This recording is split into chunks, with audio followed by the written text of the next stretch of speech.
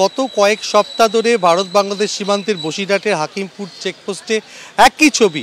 আজকে এখনও পর্যন্ত নতুন করে কেউ না এলেও গত কয়েকদিন ধরে যারা অপেক্ষা করছেন তারা এখনও পৌঁছতে পারেননি এবং বিএসএফের তরফ থেকে নথি পরীক্ষা করে তবেই বাংলাদেশের সীমান্তরক্ষী বাহিনীর হাতে তুলে দেওয়া হবে। এই মুহূর্তে আমরা রয়েছি হাকিমপুর চেকপোস্টের সামনে। ক্যামেরাম্যান দিব্যেন্দু সিংহ তোমায় ছবিটা দেখাচ্ছে। যারা বাংলাদেশ থেকে এসছেন তারা বেশ কয়েক বছর আগে এসছেন, তারা কাজের জন্য এসছেন, কিন্তু তারা দেশে ফিরতে পারেননি। তারা খুব দুশ্চিন্তার মধ্যে আছেন এবং কিভাবে বাংলাদেশ সীমান্ত পেরিয়ে তারা আবার আগের দেশে পৌঁছবে। এবং যারা এসছেন, আপনারা এসছেন কিভাবে যাবেন ওপারে?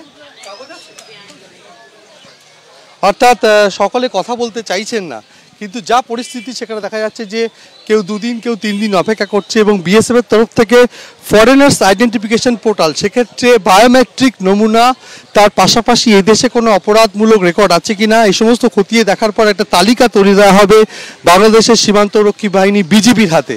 এরপর বিজিবির তরফ থেকে সেই তালিকা এবং বাংলাদেশের নথি খতিয়ে দেখার পরই তাদেরকে এদেশে ফেরত পাঠানোর প্রক্রিয়া শুরু হবে। এবং গত কয়েক সপ্তাহ ধরে এই প্রক্রিয়া চলছে এবং যারা অপেক্ষা করছেন এই ঠান্ডার মধ্যে আপনারা কতদিন ধরে অপেক্ষা করছেন?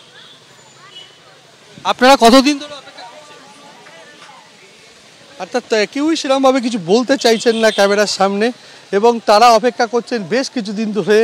এবং তারা কিভাবে দেশে ফিরবেন এখনও বোঝা যাচ্ছে না। কোনোদিন 150, কোনোদিন 170, এভাবে বাংলাদেশি নাগরিক যারা বহু বছর ধরে এখানে ছিলেন কিন্তু কোনো নথি নেই, ভারতীয় নথি নেই, তারা এভাবে ফিরে যাচ্ছেন। বাংলাদেশের জনপ্রতিনিধিদের শংসাপত্র, বাংলাদেশের পরিচয়পত্র এই সমস্ত কিছু ব্যবহার করার পর তারা ওদেশে ফিরে যাচ্ছেন। আপনারা তো হাড়োয়ায় ইটভাটায় কাজ করতেন, তো চলে যাচ্ছেন কেন? আপনারা চলে যাচ্ছেন কেন?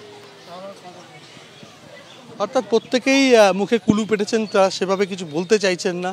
কেননা এই যে পদ্ধতি যেটা গত কয়েক সপ্তাহ ধরে চলছে, যে ভারত বাংলাদেশ সীমান্ত হাকিমপুর, সেখান থেকে তাদেরকে নিয়ে যাওয়া হচ্ছে বিএসএফের মাধ্যমে এবং তারপরে সেখানে বাংলাদেশের সীমান্তরক্ষীর বাহিনীর হাতে তুলে দেওয়া হচ্ছে। এবং প্রত্যেকেরই বক্তব্য, কেউ 5 বছর, কেউ 10 বছর তারা এদেশে এসছেন, কেউ দালালের হাত ধরে এসছেন, কেউ ঘুরপথে নদীপথে পালিয়ে এসছেন, কিন্তু তারা এদেশে বিভিন্ন জীবিকার সঙ্গে যুক্ত ছিলেন। তাদের বক্তব্য যে যেহেতু এসআইআর চালু হয়েছে এবং সেক্ষেত্রে বিভিন্নভাবে বলা হচ্ছে যে তারা এদেশে থাকতে পারবেন না যেহেতু তাদের কোনো ভারতীয় নথি নেই এবং সেই কারণে তারা ফিরে যাবেন।